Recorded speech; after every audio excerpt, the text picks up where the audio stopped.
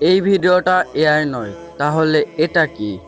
তো ভারতের বিহারের মেয়েটির দাবি অনুযায়ী সে নদীতে গোসল করতে গিয়েছিল এবং সে নদী থেকে এই জলপরীর বাচ্চাটিকে পেয়েছে এবং সেটাতে মানুষের নজর লাগায় সেটা আর নদীতে সাঁতার কাটতে পারছে না এবং সে এটাতে ঝাড়ফুঁকও করছে। আরও দেখলাম কিছু হলুদ সাংবাদিক যে এটার ইন্টারভিউ নিচ্ছে এবং বলছে, উরি মামনি, আমি আমার 20 বছরের অভিজ্ঞতায় এইরকম জিনিস কখনো দেখিনি।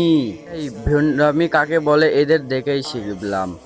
এবং এদের ভিডিওতে বিলিয়ন বিলিয়ন ভিউজ কারা দেয়? আসলে দোষ তো আমাদেরই।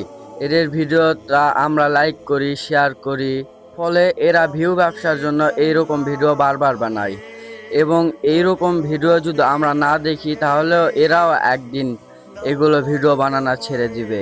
কি তুমি কি আমার সাথে একমত?